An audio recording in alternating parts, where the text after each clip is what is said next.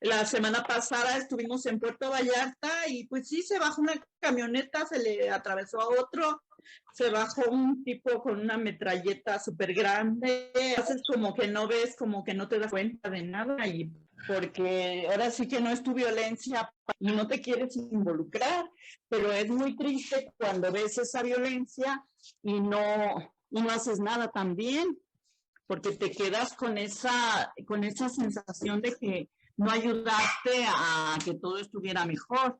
Entonces, pues, no sé, siempre hay las dos partes, ¿no?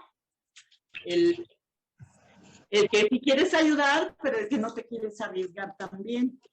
A veces tiene uno que hacer como que no ve nada y nos va dejando como sociedad algo muy triste y muy feo porque vas pasando y ya te das cuenta que no ayudaste a nadie. Pues como que va ganando el individualismo, ¿no? Y entonces la violencia avanza. Sobre esto es lo que vamos a hablar un poco. El título de esta charla es México, territorios sin ley y víctimas de terrorismo no reconocidas. Creo que sí existen en México territorios sin ley. Por ejemplo, pienso en Guerrero. Guerrero está terrible y la gente ahí está viviendo en zozobra y solo piensa cuándo me van a secuestrar a mí. Y más adelante vamos a ver qué es terrorismo y si está ocurriendo en México o no. Y bueno, me gustaría que se presentara cada uno de ustedes. Bueno, pues saludos a todos los que nos estén viendo y escuchando este domingo. Y yo soy Germán Méndez Lugo, vivo en Mazatlán, Sinaloa, soy originario de Culiacán. Estudié la licenciatura en Comunicación Social en la Universidad Autónoma Metropolitana, Unidad Xochimilco, y trabajé en la Ciudad de México durante más de 32 años como reportero, redactor para la Universidad Autónoma Metropolitana en todas sus unidades académicas. Y de ahí me jubilé en el 2017 y estoy viviendo aquí en Mazatlán desde hace año y medio. Ahora sí que me gusta escribir, no solamente el asunto de los géneros periodísticos, sino también el cuento, la poesía, y mucho he tenido también que ver con la promoción de lectura en bibliotecas, en centros culturales, a veces como narrador, otras veces como lector, y ese soy yo. Lupita. Gracias. Yo soy Lupita Miranda, soy ama de casa, soy voluntaria del Programa Nacional de Salas de Lectura desde hace 7 años. A la par también tengo el grupo que inspira a escribir, que se llama Viernes Cafetero, también desde hace 7 años. Y tengo 4 años participando con la Crónica Nayarita. He trabajado con grupos vulnerables, como son los chicos que son adictos a las drogas y al alcoholismo, que están en recuperación. Estuve 5 años, nada más que por la pandemia, pues tuve que retirarme y pues no he regresado. He acudido también a sitios vulnerables, como después del terremoto en Puebla, en Atlisco, acudí como voluntaria a apoyar a las víctimas de esa situación. Y pues me muevo en muchos espacios y de muy diferentes contextos sociales. Entonces, pues sí tengo una visión un poco amplia. Yo vivo en el estado de Nayarit, actualmente, ahorita estoy de visita en la Ciudad de México, soy de la Ciudad de México. Perfecto, muy bien, Lupita. Víctor. Muy buenas tardes, mi nombre es Víctor Ruiz Arrazola, yo ejerzo el periodismo, soy licenciado en Derecho, tengo una maestría en victimología. Dentro de las actividades que he realizado, pues es la protección a personas defensoras de derechos humanos y periodistas que por su actividad se encuentran en riesgo. Y mi actividad periodística, pues la he ido también combinando con la creación literaria, trabajo la poesía y también la narrativa. Y en esta ocasión, pues me interesa participar en esta conversación, en este intercambio de opiniones, porque mi vinculación con víctimas, pues viene más atrás de cuando hice la maestría hace ya 6 años, porque durante mi trabajo como periodista y como abogado, pues constantemente he estado en contacto con algún tipo de víctimas, ¿sí? Y la vinculación que puedo encontrar entre la literatura y la victimología, pues es muy amplia, así como podemos encontrar relación directa entre la pintura, la escultura, el teatro con personas víctimas, también podemos vincular a la literatura directamente a la poesía, a la novela, al cuento, con víctimas, porque pues hay que recordar que las diferentes sociedades pues tienen diferentes tipos de víctimas, desde víctimas del cambio climático hasta víctimas de la violencia institucional, ¿sí? Entonces, por eso me da mucho gusto coincidir con ustedes en esta ocasión. Bueno, pues muchas gracias a los tres. Mi nombre es Blanca Padilla, soy igual que Lupita, mediadora de salas de lectura. Estudié igual que Germán comunicación en la UAM Xochimilco. Y pues me da gusto habernos encontrado de alguna forma en la vida y ahora en esta charla. A Víctor, pues yo igual lo admiro como periodista desde hace muchísimos años. Él ha trabajado en Oaxaca, yo soy de Oaxaca, entonces hemos coincidido en muchos asuntos, en muchas ideas y por eso los invité a ustedes ahora también para poder llevar a cabo esta charla sobre este problema que a mí sí me preocupa muchísimo, creo que nos debe doler a todos. Hace un tiempo escribí un artículo en el que decía, parodiando una canción de León Gieco, México, dime que estás llorando y sabré que vivís todavía. O sea, creo que en algún punto se ha perdido la sensibilidad, tal vez, que ya un crimen más no nos afecta, no nos duele, pareciera. Y bueno, creo que en esto el arte en general nos puede ayudar a sensibilizarnos. Tal vez el arte por sí sola no puede hacer nada, pero sí puede transformarnos, y a seres humanos transformados, esos van a ser capaces de transformar a México, ¿no?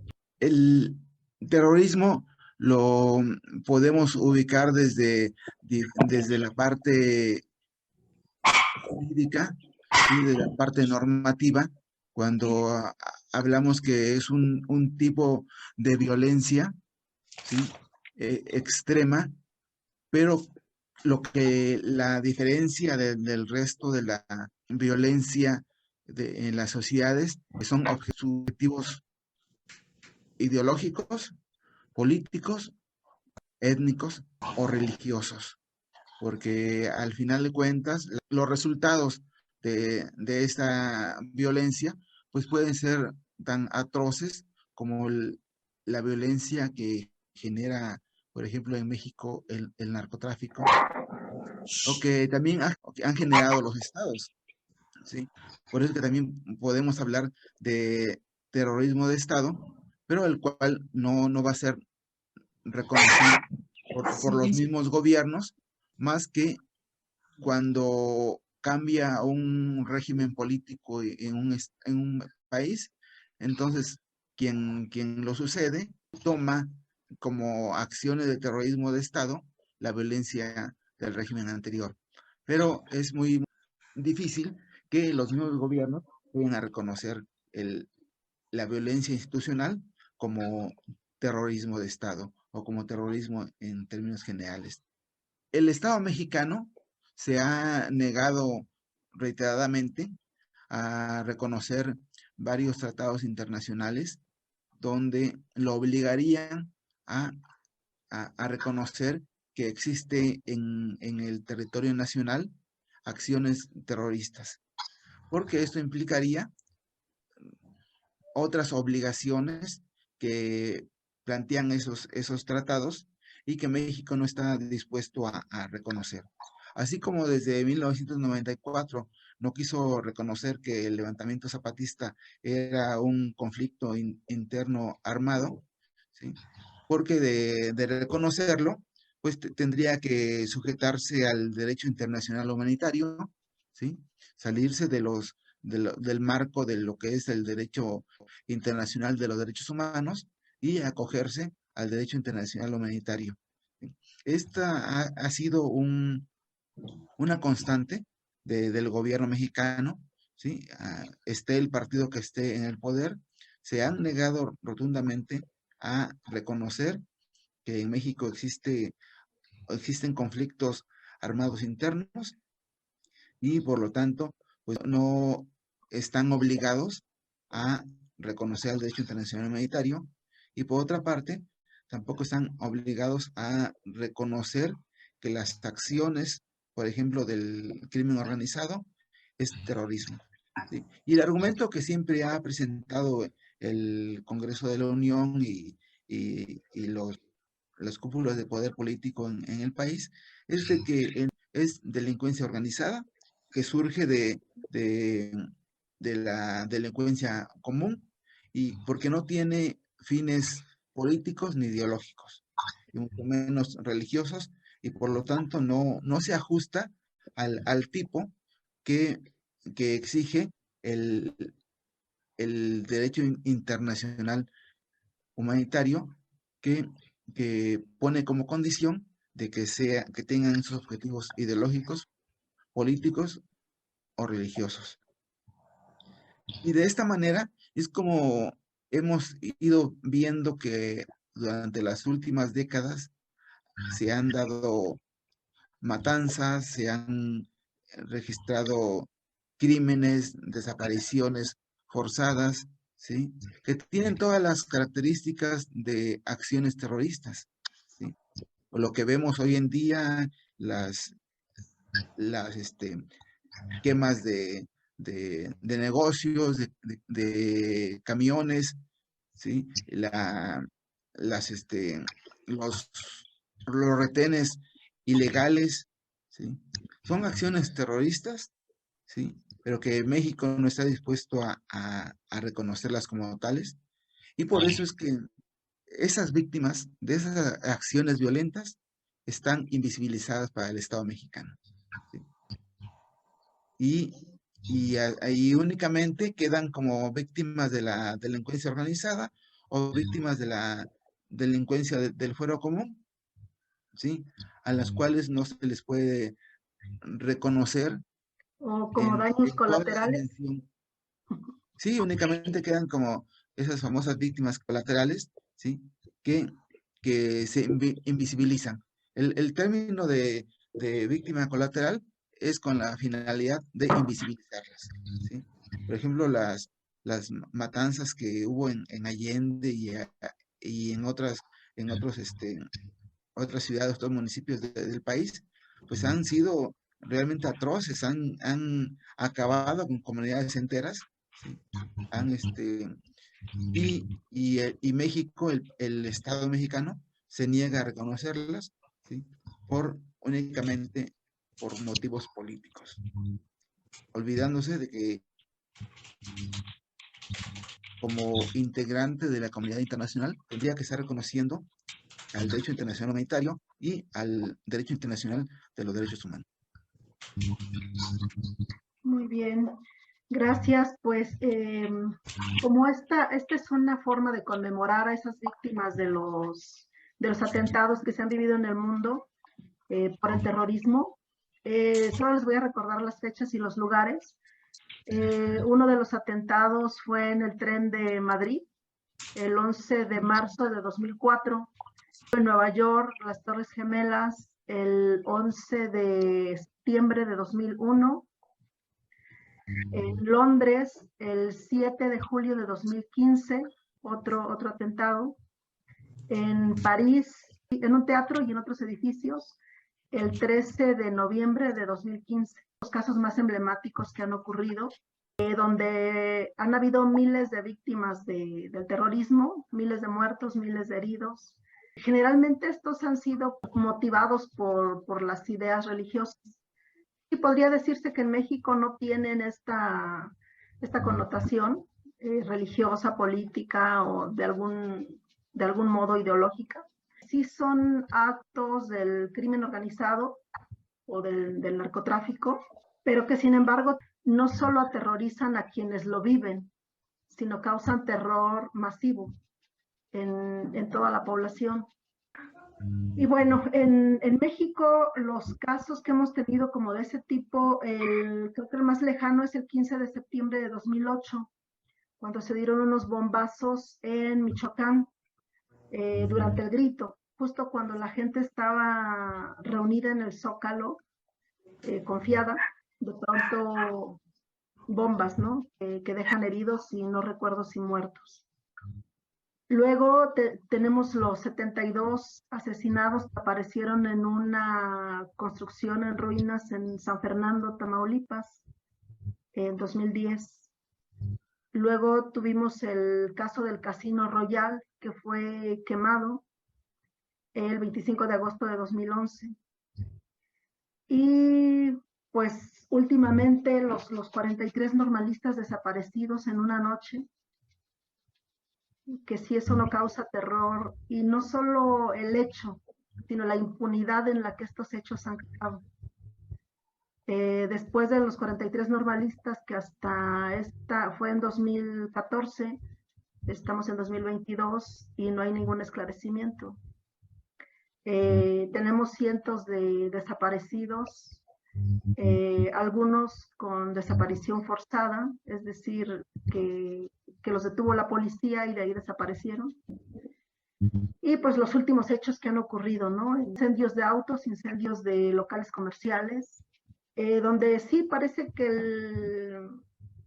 el objetivo pues es generar miedo y terror masivo, que es una de las características del terrorismo. Y bueno, pues esto es lo que ha sucedido.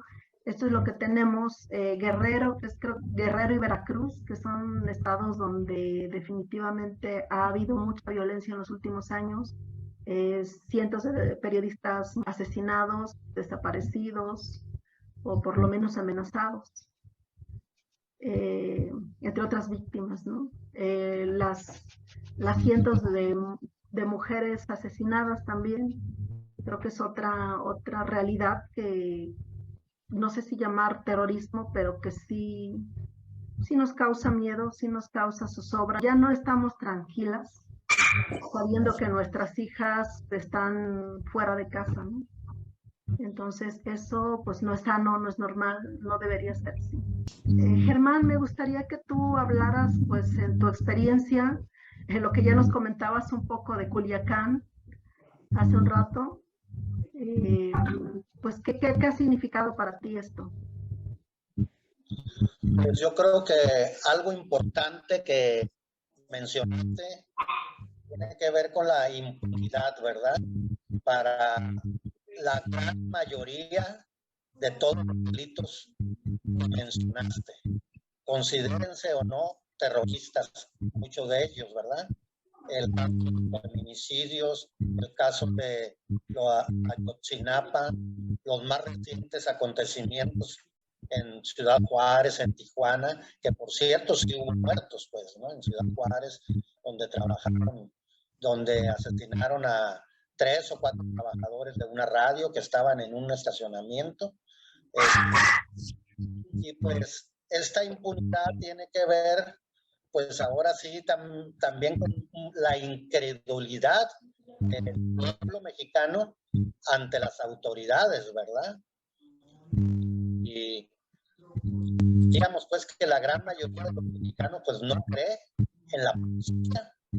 O la falta de confianza, ¿no? Sí, o sea, porque la policía se ve más como extorsionadores como alguien que va a ayudar al pueblo, al barrio, a la comunidad. Y creo que el ejército también, si muchas veces los pueblos, las comunidades quedan callados ante la militarización, probablemente mucho hay de miedo en alzar la voz ante esta militarización. Pues aquí en Sinaloa y en el caso concreto de Culiacán, de donde soy originario, yo creo pues que al igual que en muchas partes del país, la violencia no es nueva. Yo tengo 60 años, recuerdo que tenía 8 o 10 años y ya pues, o sea, escuchábamos muchos relatos, o muchas veces éramos testigos de esa violencia, ¿verdad? A una cuadra de la casa, me tocó ver una vez a un señor acribillado. Las conversaciones incluso no solamente eran de los adultos, sino también eran conversaciones en la primaria. Cuando yo iba, digamos, en tercero de primaria, era la plática entre los niños. Muchas de esas pláticas tenían que ver pues con una palabra que todavía no existía, el narcotráfico. En Culiacán se hablaba de gomeros, los que se dedicaban a la goma, al cultivo de amapola, goma. Entonces, quiero señalar que para empezar, pues no es una violencia nueva en Sinaloa y en el país, seguramente tampoco. Recuerdo que en los años 70 se habla de unos bombazos en la ciudad de Culiacán. Al parecer, esos bombazos fueron provocados por grupos de derecha. Hay poca información sobre eso, pero hubo bombazos y uno de ellos fue en Culiacán. Digo, no necesariamente la violencia que hemos vivido ha tenido que ver, ¿verdad? Vinculada al narcotráfico, sino obviamente también vinculada a la política. Y se hablaba de los desaparecidos. Recuerdo yo que cuando tenía alrededor de 15, 16 años, estoy hablando más o menos del año 77, pues eran ya en Sinaloa se hablaba de alrededor de 50 desaparecidos y había de las madres con hijos desaparecidos en Culiacán, donde las madres se encadenaban junto al Palacio Municipal por la calle principal de Culiacán y tenían un apoyo popular. Ya había desaparecidos en esos años y era gente vinculada a los movimientos sociales, movimientos estudiantiles, movimientos campesinos. Y me acuerdo de que se hablaba pues que Sinaloa era el segundo estado con más desaparecidos en esos años 70 y Guerrero era el que tenía muchos más desaparecidos, mientras en Sinaloa estaban hablando de 50, 60 desaparecidos. En Guerrero en aquellos años, estamos hablando casi 50 años, estaban hablando de 300, 400 desaparecidos. Muchos de los desaparecidos tenían que ver también en Guerrero con movimientos políticos, movimientos sociales, movimientos armados. Pero hoy en nuestro país y en Sinaloa son cientos, son miles de desaparecidos. No todo tiene que ver el narcotráfico, porque muchos de los desaparecidos o de los asesinados es gente todavía vinculada a los movimientos sociales, a la defensa de la selva, del bosque, de los manglares, de los desiertos. Muchos de ellos son luchadores, ¿verdad? En defensa de la ecología. Y pues ahora de que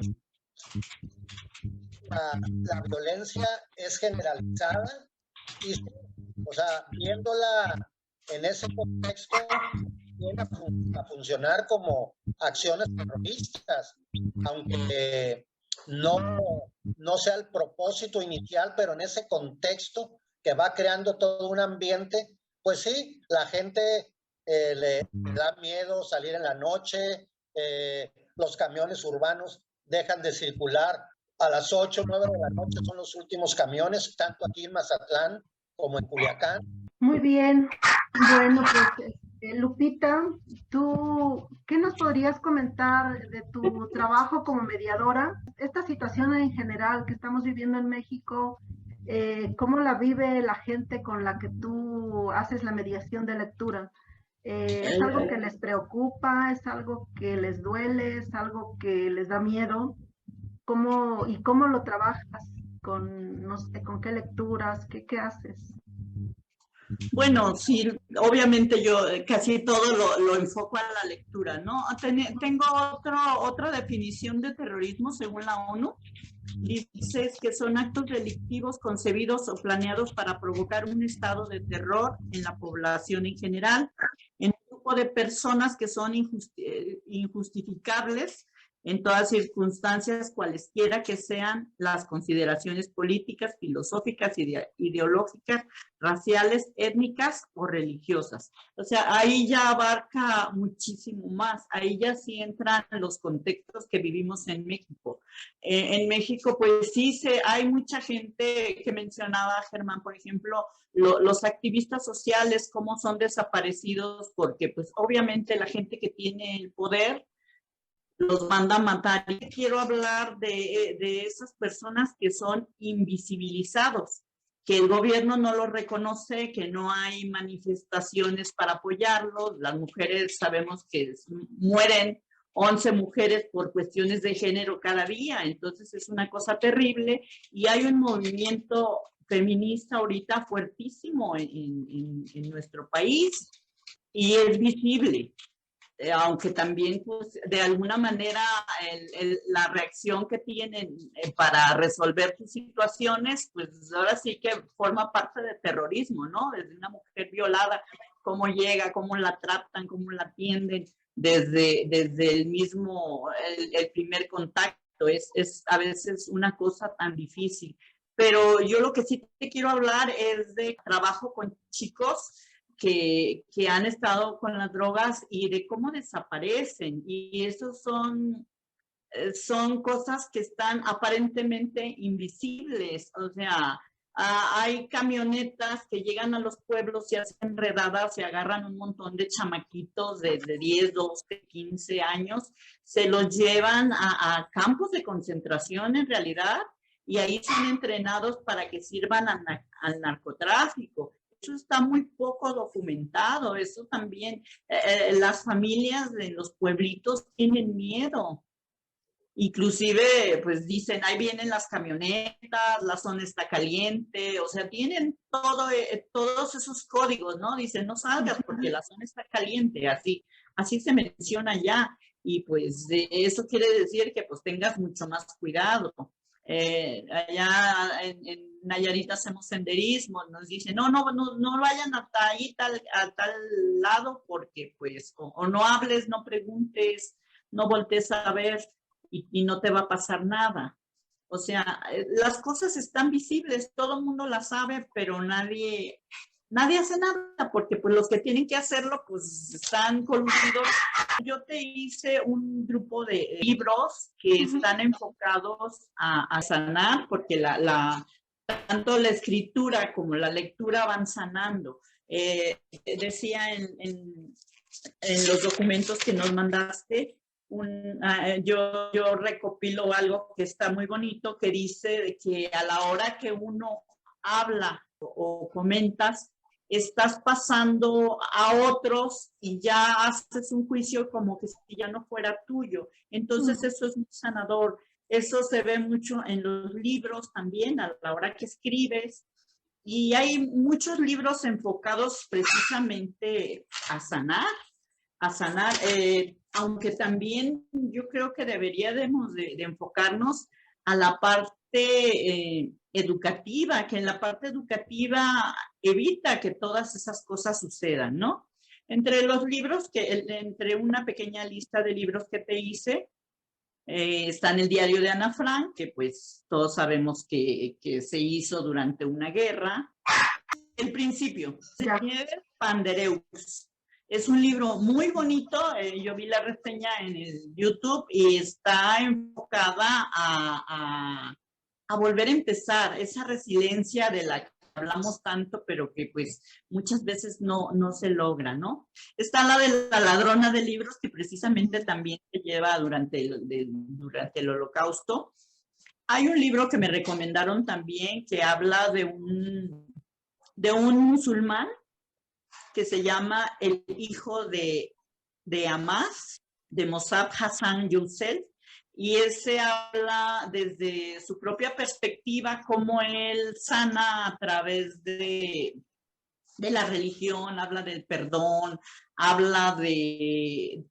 dice que pues ya cuando perdonas a tu enemigo, pues ya no es tu enemigo, entonces que eso te lleva a una resiliencia muy buena. Y es un musulmán que le dice a su padre que por qué pues no lo mató, porque él al cambiar de religión, en sus libros sagrados dice que debe de matar a su hijo porque cambió de religión, y le pregunta a su padre que por qué no lo mató, ¿verdad? Que lo tenía que haber matado. Entonces, hace una postura muy intensa, muy fuerte de alguien que realmente ha vivido todas estas situaciones que se viven en Medio Oriente.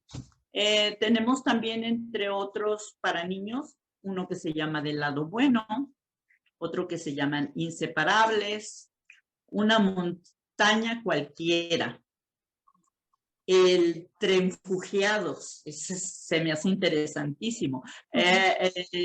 ¿Por qué? Es otro. Los niños no quieren guerra. Y se recomienda muchas veces, sí, los libroálbums, ¿no? Muchas veces llegas tú a tratar con gente que no tiene la cultura de la lectura y hay que introducírselas de alguna manera. Entonces, eso es lo que hacemos los mediadores, ¿no? Llegamos y empezamos a platicar con nuestros lectores. Y la lectura no nada más se da en los libros, la lectura se da en las palabras, en las vivencias, en todo lo que convivimos. Yo tengo un libro que adoro y que me encanta y que siempre estoy trabajando, que se llama La Tacopedia, porque a través de la comida todo el mundo se sensibiliza. Entonces yo platico, ay, pues es que yo hice trampa, les digo, porque pues yo les llevé la Tacopedia. Y a la hora de hablarle la tacopedia, pues a ti de qué te gustan los tacos, a ti de qué te gustan los tacos. Entonces vamos creando afinidades y vamos creando esa confianza, ¿no? No, pero pues que a mí me gustan con chile, ¿no? Que pues si de camarón, allá en la zona se usan de camarón. Y empezamos a hablar y eso nos lleva a una muy buena relación. Otra cosa, pues también los chavos dicen, normalmente los chicos que son adictos se dicen ingobernables, ¿no? Entonces ellos quieren manejar y mostrarse, aunque me muestren respeto, están queriendo mostrar que son rebeldes, ¿no? No, yo no leo, maestra, me dicen. Le digo, ¿cómo no lees? Le dijo, pues si todo el día estás ahí no tienen acceso al internet ni siquiera a libros, porque no les da la gana a las autoridades del centro de llevarles libros. En los penales sí hay bibliotecas, ahí no, porque es un anexo. Pero le digo, si todo el día están leyendo en el teléfono, en las redes sociales, y están escribiendo, aunque escriban mal, pero lo hacen. Entonces, a ver, empiézame a platicar. Y es así como poco a poco van flexibilizándose y dando esa apertura de platicar. O sea, yo platico mucho con los chavos. De cualquier tema puedo hablar, inclusive yo les llevo desde libros infantiles, poesía, novelas. La literatura les súper encanta.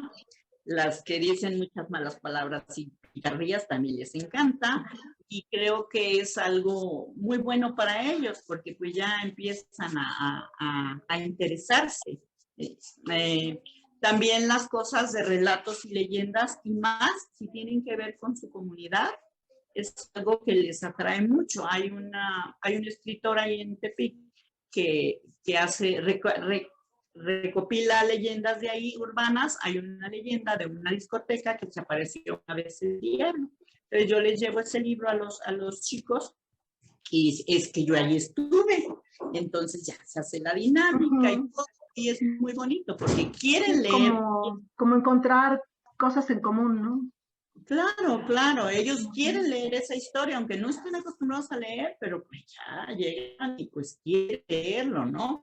Igual hay libros que les parecen sumamente atractivos a ellos y no es porque no tengan esa cultura de la lectura, sino porque a lo mejor nadie los ha invitado a que lean, ¿verdad?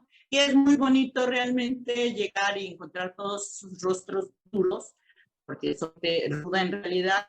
Cuando me retiro, pues están así como que bien relajados, bien contentos y maestra, no se vaya y eso, ¿no? O sea, cómo cambia el sentimiento de las personas a través de la literatura, creo que es algo que por eso a mí me atrapó esta situación. Muy bien. Pues sí, la hospitalidad con la que recibamos al otro y sobre todo cuando ha sufrido problemas como estos de violencia, pues va a hacer que sanen, que se curen. Pero eso también que, eso por un lado, ¿no? La cura para las víctimas, pero también tenemos que exigir acción gubernamental pues para evitar que haya víctimas, ¿no?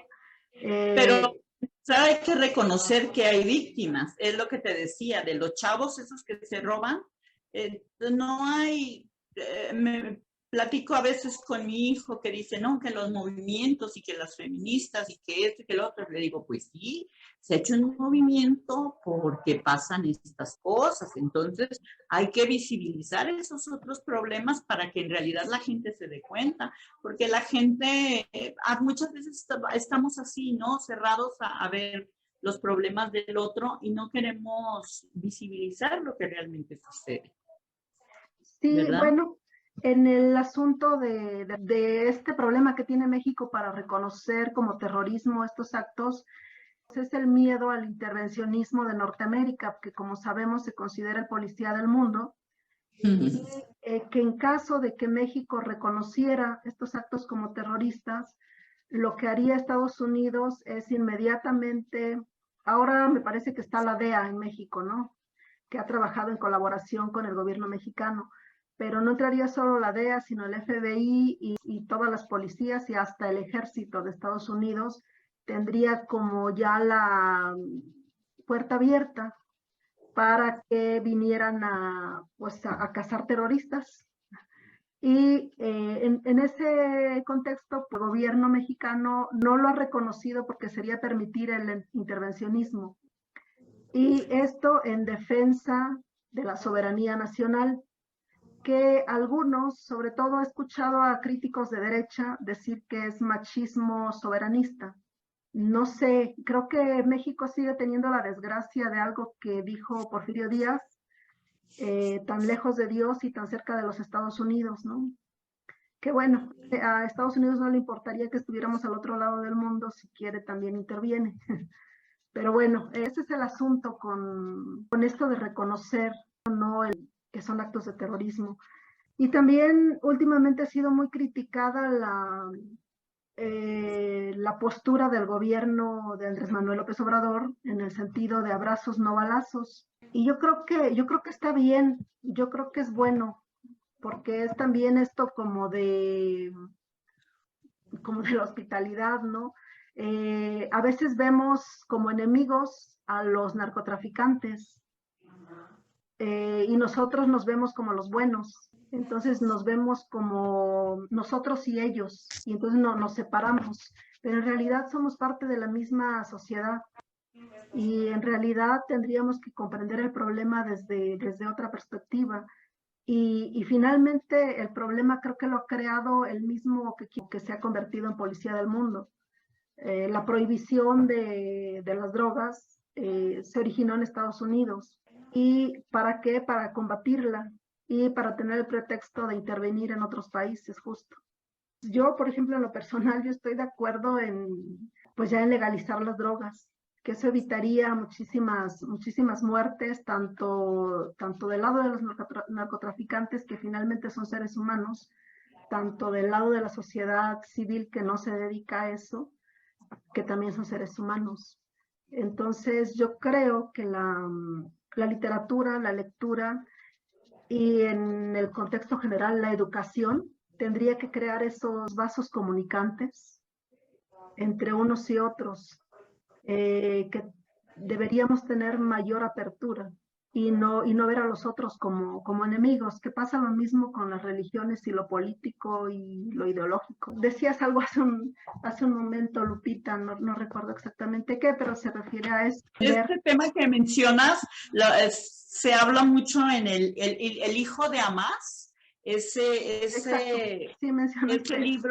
ese libro y la reseña, no alcancé a leer el libro por premura del tiempo, pero él sí habla de eso, ¿no? Hasta le comentaba yo aquí a mi hermana, le digo, pues está proponiendo que ames a esa persona que a lo mejor no ha sido amada y todo eso, pero, o sea, Es muy también... difícil.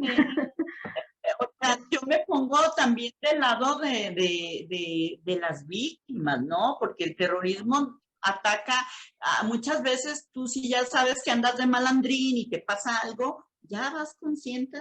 Me gustaría, Víctor, que nos dijera usted los derechos que se violentan a las víctimas del terrorismo.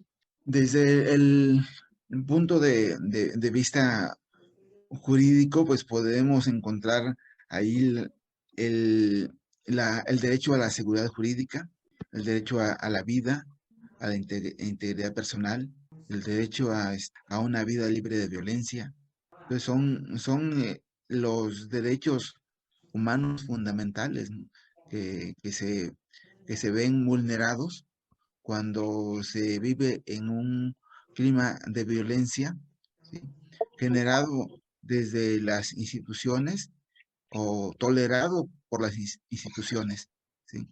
Entonces, todas estas víctimas que tenemos a diario en México, que le están violando sus derechos humanos desde el momento en que no obtienen la tranquilidad para salir a la calle a circular libremente, ¿sí? Se les empieza a violar desde el libre tránsito, ¿sí? Desde la seguridad que tienen para poder salir de su casa y regresar a salvo horas después. Si revisamos el catálogo de los derechos humanos, pues vamos a encontrar que a las víctimas de la violencia en México se les están vulnerando pues la mayoría de sus derechos, ¿no? Porque también hay, por ejemplo, podemos ver cuando la delincuencia organizada se, se apodera de las aguas, de los bosques, ¿sí? Estamos ahí que se le están violentando a vivir en un medio ambiente sano, ¿sí? Y no por la acción de la delincuencia organizada, sino porque el Estado lo permite. Pues hay que recordar que cuando un particular comete un acto de violencia, estamos ante un delito. Pero cuando ese mismo acto de violencia es tolerado, propiciado por la omisión o por la acción de las autoridades, es una violación a derechos humanos, ¿sí? Entonces, un acto de violencia lo podemos ver desde un delito o desde una violación a derechos humanos porque es tolerado o propiciado por la autoridad. Entonces, los derechos que se le violan a las víctimas de esta violencia, pues son de diversa índole, ¿sí? De derecho a la vida hasta incluso el derecho al trabajo, ¿sí? Porque se les está limitando a que puedan desarrollar libremente sus actividades, ¿sí? Sí, Para poder, por ejemplo, en Guerrero y no sé, creo que también en Michoacán, el cobro de derecho de piso. En la periferia de la Ciudad de México también está ocurriendo lo mismo. la extorsión se da en todo el país, ¿sí? El cobro de derecho de piso ya es generalizado, ¿sí? Ya no hay, y está en todos los sectores, ¿sí? En todos los sectores productivos, incluso en el sector educativo, ¿sí? En, este, en Oaxaca, hasta a las escuelas públicas los intentan extorsionar, ¿sí?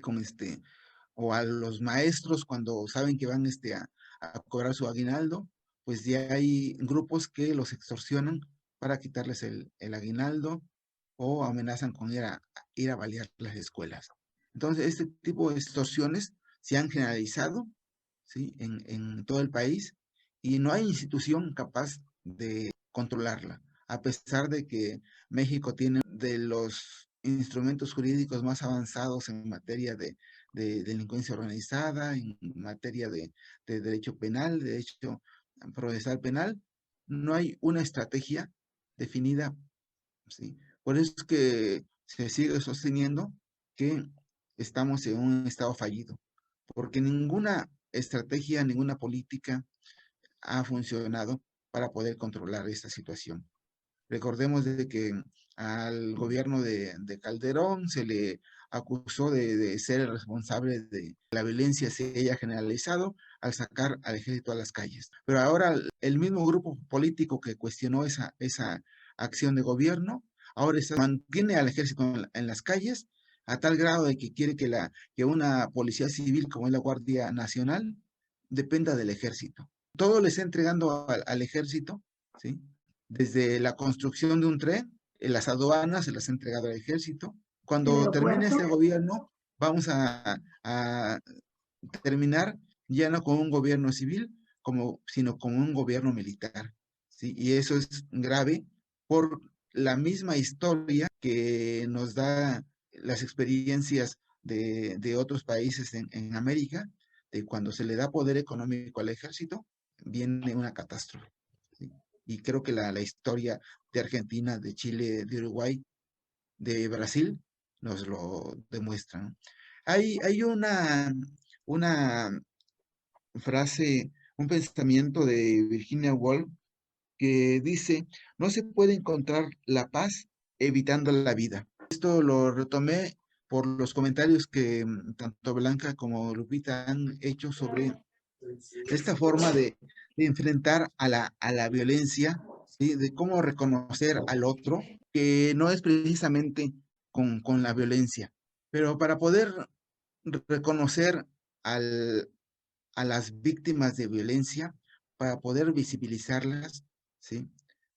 También hay que reconocer las causas estructurales que llevan a esta violencia, ¿sí? Pero como estamos en este momento en una conversación sobre el vínculo entre la creación literaria, sobre la,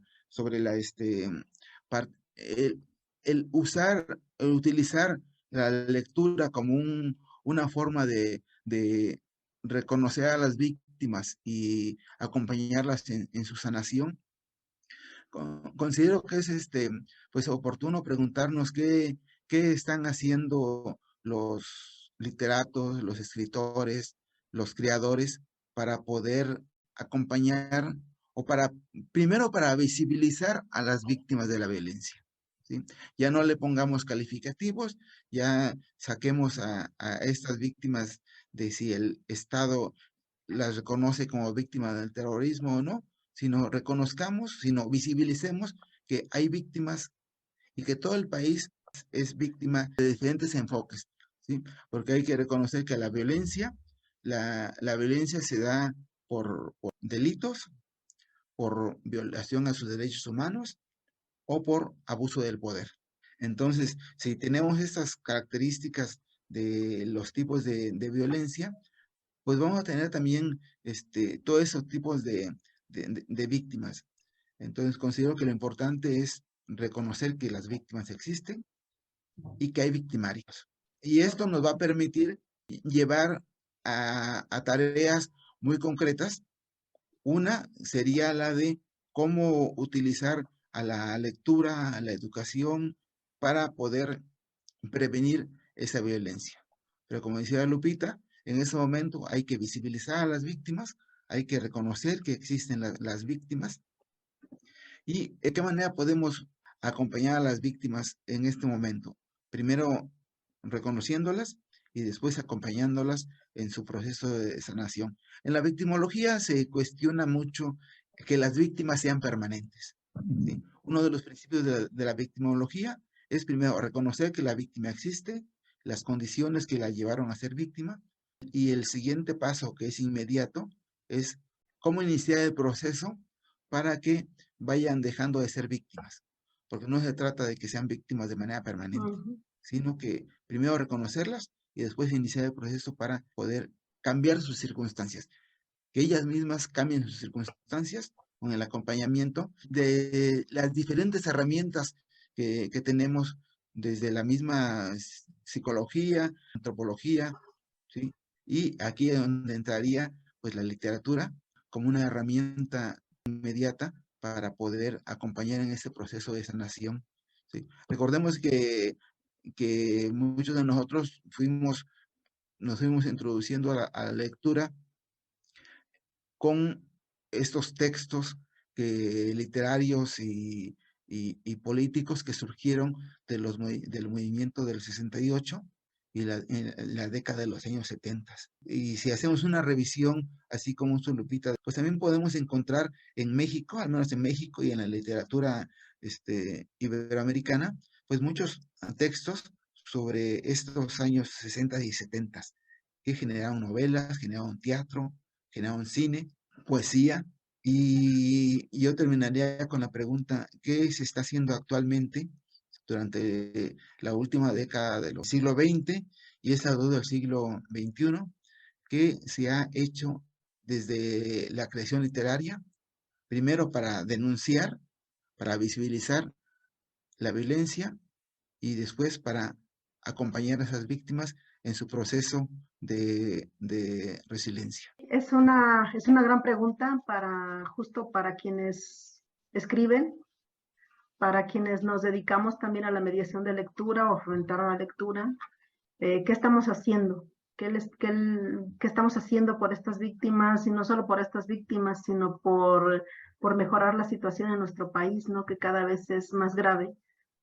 Entonces, ¿qué tanto compromiso hay de nuestra parte? Y bueno, creo que entre los victimarios también tenemos el poder económico, ¿no? Porque mucho de este terrorismo que causan los narcotraficantes es porque hay intereses económicos y hay grandes empresarios o delincuentes de cuello blanco, como también se les llama, que están detrás, o grandes empresas mineras que están detrás de los asesinatos que han sufrido muchos defensores de la tierra o ecologistas.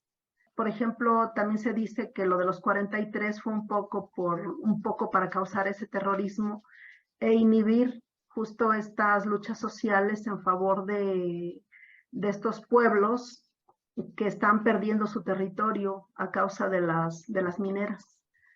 Entonces, el interés económico de unos cuantos es el que está ocasionando un gran número de víctimas y a veces no lo visibilizamos y solo pensamos en, los narcotraficantes, pero detrás de ellos, ¿quiénes están? Sí, pues vamos cerrando con esto. Germán, no sé qué libros, si tú has hecho algún poema, algún escrito sobre las víctimas, que hable sobre, que las visibilice, y creo que van a dejar de ser víctimas en la medida en que haya justicia, ¿no?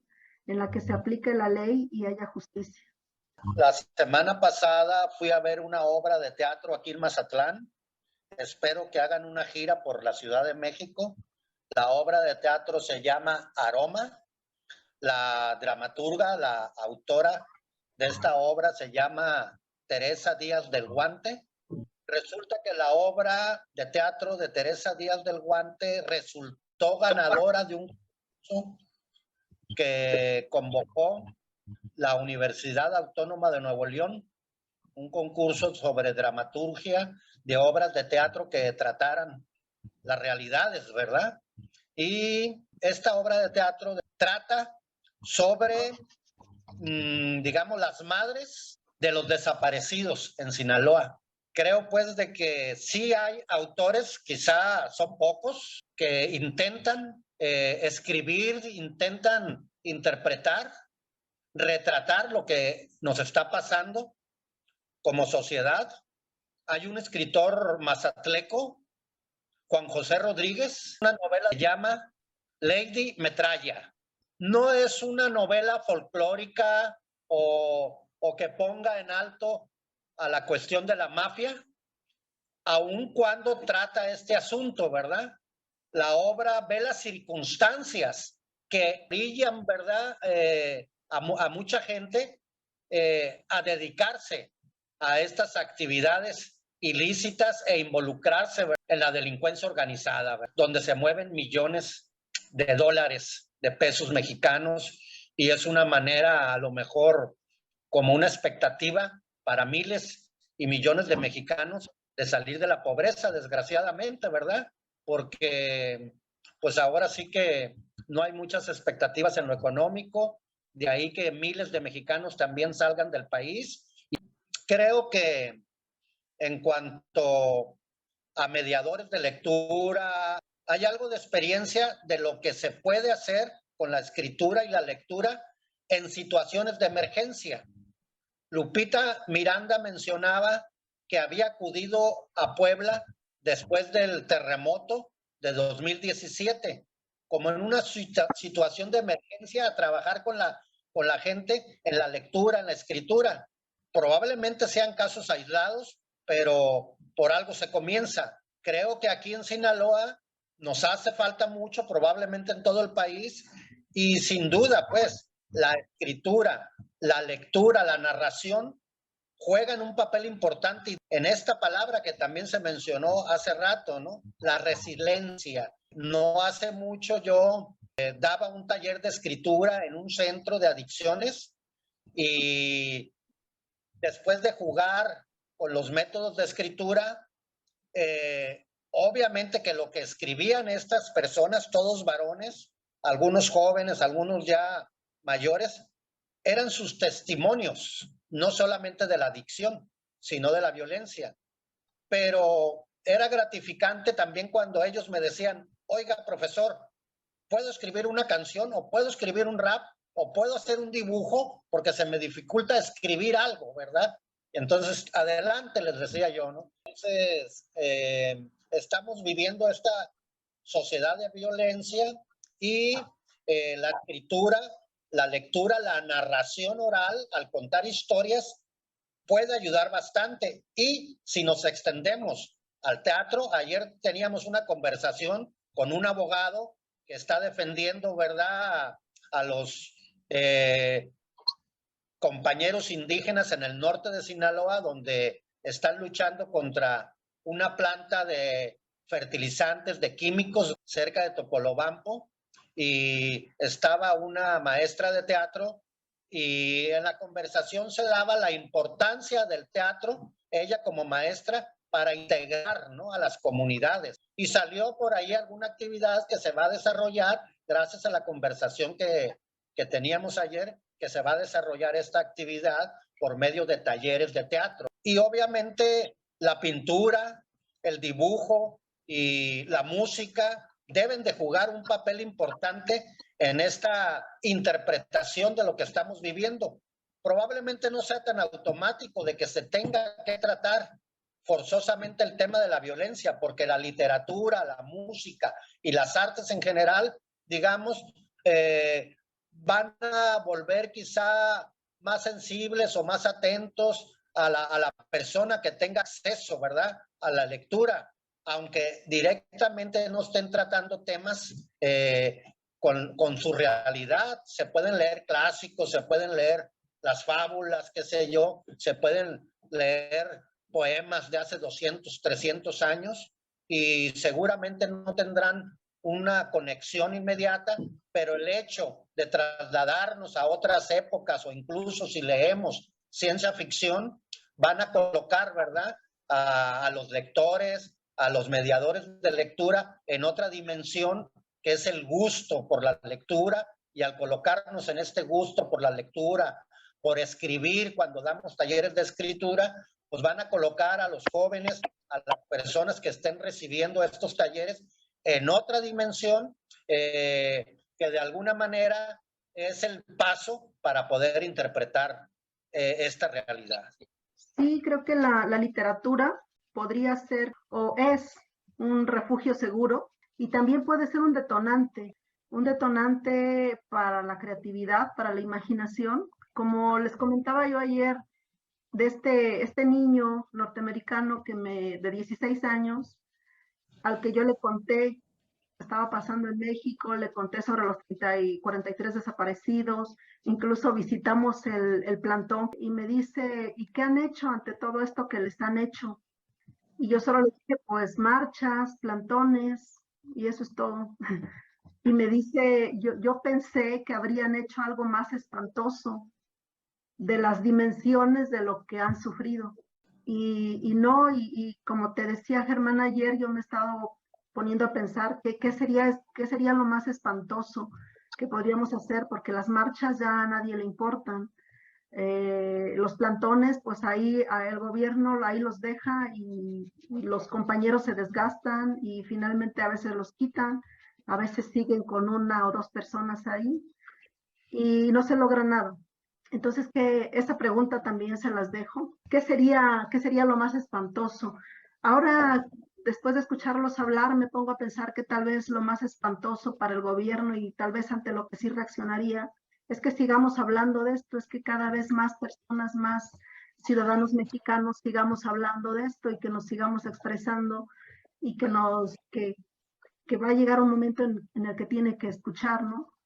Que más escritores se comprometieran con esta causa, que más artistas empezaran a hablar de todo lo que se está viviendo, ¿no? Porque no pueden desaparecer 43 muchachos y que nadie haga nada, que a nadie le duela. No pueden morir cientos de mujeres asesinadas a veces de la peor forma y que a nadie le importe. Entonces yo creo que tenemos mucho trabajo por delante, tanto los promotores de la lectura como los escritores, como los periodistas, como toda la ciudadanía, ¿no? Y pues creo que con esto cerramos. No sé si tienen algo más que decir. Yo agradecer a Blanca que nos haya puesto este tema, porque a mí me permite visualizar otras formas de aplicar mis conocimientos, mi quehacer como comunicador, ¿sí? Para poder retomar este tipo de experiencias que que están dando en el teatro, que están dando en la literatura, ¿sí? Y poder retomar esas buenas prácticas que están haciendo las familias de las personas desaparecidas, ¿sí? Hay organizaciones que están haciendo un trabajo muy intenso que hay que difundirlo, porque a pesar de las redes sociales, a pesar de los avances en la tecnología para la comunicación, muchos de esos casos quedan aislados, no se pueden conocer a nivel general y habría que estar haciendo un vínculo entre todas esas experiencias, entre todas esas buenas prácticas que están llevando a cabo en México, desde las salas de lectura que retoman esos temas, así como el quehacer de los creadores para poder vincular a la realidad mexicana con su proceso creativo. Muchas gracias. Germán. Pues pienso yo de que se trata de unir fuerzas, ¿verdad? A veces ese unir fuerzas puede ser de manera muy modesta, pequeña, pero es muy valioso. Yo tengo 1.5 años aquí en Mazatlán. Afortunadamente, pues me he sentido bien y hace alrededor de 3 o 4 meses otras 3 personas y yo conformamos un colectivo de narración oral escénica. Ya hemos tenido nuestra primera presentación con poesía para niños. Ahorita, en la próxima semana, vamos a hacer el estreno de lecturas y narraciones basadas en el Popol Vuh. Ayer o antier, una maestra de teatro de aquí de Mazatlán me decía pues que había habido una convocatoria por parte de creadoras de Culiacán, Sinaloa, para que se reunieran con las de Mazatlán y de Los Mochis y de otras poblaciones de Sinaloa, un grupo de creadoras sinaloenses, mujeres, donde pues querían estar unidas, no solamente como creadoras, no solamente como artistas, para reflexionar en torno a situaciones laborales, situaciones sociales, en cuanto a contenidos.